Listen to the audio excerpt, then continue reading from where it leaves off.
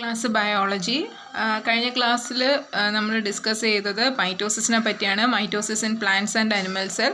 അപ്പോൾ എന്താണ് മൈറ്റോസിസിൻ്റെ difference in plants and animal cell എന്ന് ചോദിച്ചു കഴിഞ്ഞാൽ, അനിമൽ സെല്ലിനകത്ത് സെൻട്രോസോം അല്ലെങ്കിൽ സെൻട്രിയോൾ ആൻഡ് അസ്റ്റർ ഫോർമേഷനൊക്കെ ഉണ്ടായിരിക്കും.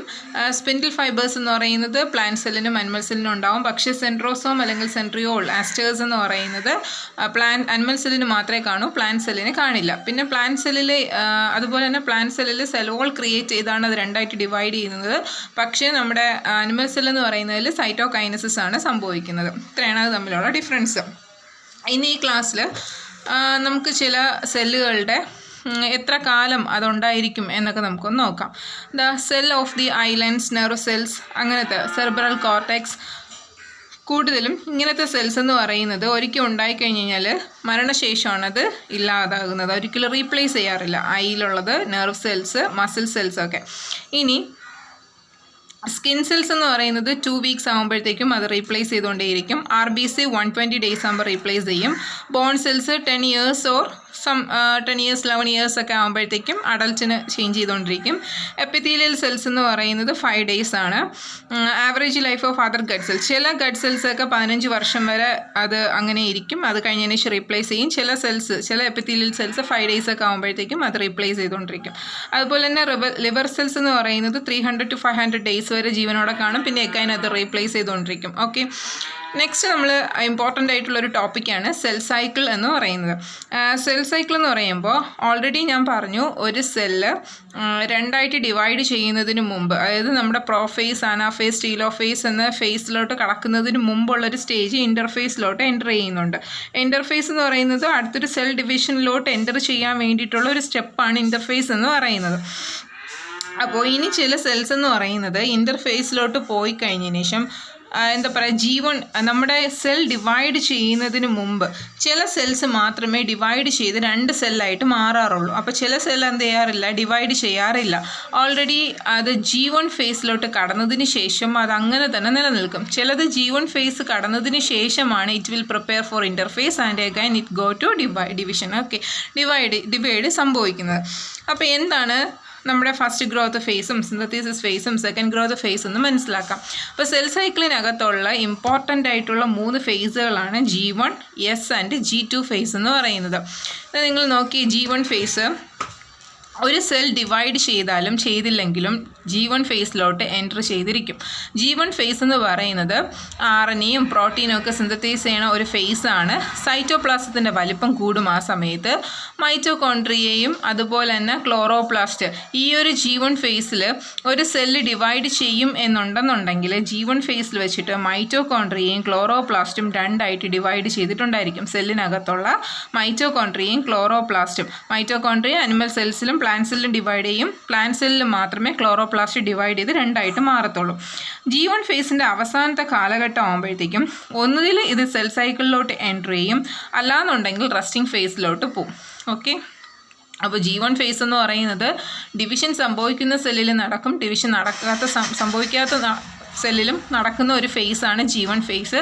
നടക്കുന്ന ഒന്നിലാണെന്നുണ്ടെങ്കിൽ G1 ഫേസിൻ്റെ അവസാനത്തെ സ്റ്റേജ് ആകുമ്പോഴത്തേക്കും it will enter in to division സ്റ്റേജായ സിന്തസിസ് ഫേസിലോട്ട് കടക്കും.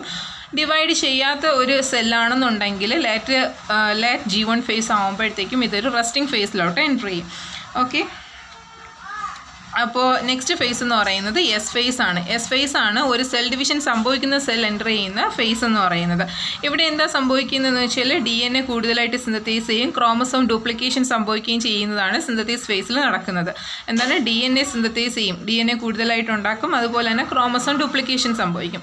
സെക്കൻഡ് ഗ്രോത്ത് ഫേസിൽ എന്താ സംഭവിക്കുന്നത്, ഇതെന്ന് പറഞ്ഞാൽ വളരെ കുറച്ച് സമയം മാത്രം കാണപ്പെടുന്ന ഒരു ഫേസാണ് G2 ഫേസ് എന്ന് പറയുന്നത്.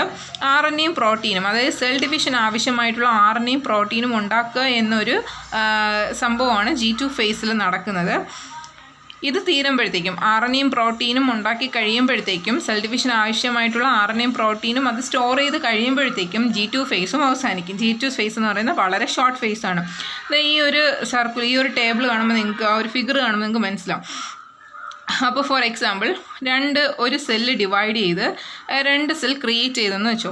അപ്പോൾ ഒരു സെല്ലെന്ന് പറയുന്നത് G1 ഫേസിലോട്ട് എൻ്റർ ചെയ്തു. അപ്പോൾ G1 ഫേസിലോട്ട് എൻ്റർ ചെയ്ത് ഹാഫ് സ്റ്റേജ് എത്തുമ്പോഴത്തേക്കും ഒന്നുകിൽ ഇത് റെസ്റ്റിംഗ് ഫേസിലോട്ട് പോകും, അല്ലാന്നുണ്ടെങ്കിൽ it will go to synthesis phase. Okay, ഇപ്പോൾ സിന്തസിസ് ഫേസിലോട്ടാണ് പോകുന്നതെങ്കിൽ സിന്തസിസ് ഫേസിൽ എന്താ സംഭവിക്കുക? DNA സിന്തസൈസ് ചെയ്തു, ക്രോമസോം ഡ്യൂപ്ലിക്കേറ്റ് ആയി. Again it enter in to G2 phase. G2 phase ആകുമ്പോൾ RNAയും പ്രോട്ടീനും സിന്തസൈസ് ചെയ്തു. പിന്നെ ഇതെന്ത് ചെയ്യും? Prophase, metaphase, anaphase, telophase and at last സൈറ്റോകൈനസിസിലെത്തി എഗൈൻ ആ സെൽ ഡിവൈഡ് ചെയ്ത് 2ആയിട്ട് മാറും. ഇതാണ് ഇതിൽ നടക്കുന്ന പ്രോസസ്സ് എന്ന് പറയുന്നത്. ഓക്കെ, അപ്പോൾ നിങ്ങൾക്കൊരു ക്വസ്റ്റ്യൻ ചോദിക്കാം, സെൽ സൈക്കിൾ ഇങ്ങനെ നടന്നുകൊണ്ടേ ഇരിക്കുമോ എന്ന്. ഇല്ല കേട്ടോ, ചില സ്ഥലത്ത് സെൽ സൈക്കിൾ അങ്ങനെ കണ്ടിന്യൂസ് ആയിട്ട് നടക്കാറില്ല. ഫോർ എക്സാമ്പിൾ നമ്മുടെ ബ്രെയിനും നെർവ് സെല്ലും ഒക്കെ എടുത്തു കഴിഞ്ഞ് കഴിഞ്ഞാൽ എംബ്രോയിൽ എത്രമാത്രം അത് ഫോം ചെയ്യുമോ അത് അങ്ങനെ തന്നെ നിലനിൽക്കും. പിന്നീട് അത് ഫർദറായിട്ട് ഡിവൈഡ് ചെയ്യാറില്ല. അതായത് സെൽ സൈക്കിൾ അവിടെ നടക്കാറില്ല.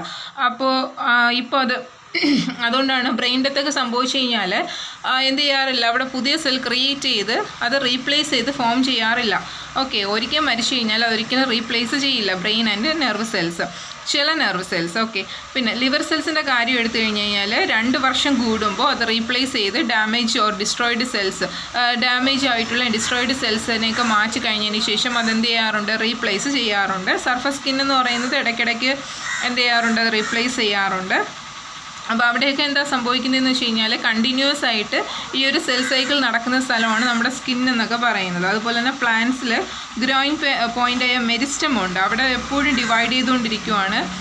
പുതിയ ലീവ്സും ബഡ്സും ഫ്ലവേഴ്സും ഒക്കെ ക്രിയേറ്റ് ചെയ്യാൻ വേണ്ടിയിട്ട് എപ്പോഴും അവിടെ ഡിവിഷൻ സംഭവിച്ചുകൊണ്ടേ ഇരിക്കുമായിരിക്കും. അടുത്ത germinal cells in ovary and testis in animals in plants undergo other type of. അപ്പോൾ നിങ്ങൾക്ക് ഓൾറെഡി ഞാൻ പറഞ്ഞു തന്നു, ഓവറി, ടെസ്റ്റിസ് ആ സ്ഥലത്തൊക്കെ എന്താ സംഭവിക്കുന്നത്? മിയോസിസ് എന്ന ഒരു സ്പെഷ്യൽ ടൈപ്പ് സെൽ ഡിവിഷൻ ആയിരിക്കും നടക്കുന്നത്. പിന്നെ ഇനി അൺകൺട്രോൾഡ് ആയിട്ടുള്ള ഒരു സെൽ സൈക്കിൾ നടന്നുകൊണ്ടിരിക്കുകയാണ്, സെൽ ഡിവിഷൻ ചുമ്മാ നടന്നുകൊണ്ടിരിക്കുകയാണെങ്കിൽ ആ സ്ഥലത്താണ് ട്യൂമേഴ്സ് ക്രിയേറ്റ് ചെയ്യുന്നത്. ട്യൂമേഴ്സ് ചിലപ്പോൾ അത് ക്യാൻസറിലോട്ട് വഴി കിടക്കാം, ചിലപ്പോൾ അത് ക്യാൻസർ ആവത്തില്ല, ട്യൂമറായിട്ട് തന്നെ നിലനിൽക്കും. സോ സർജറി വഴി നമുക്കതിനെ റിമൂവ് ചെയ്യാം. Okay, thank you.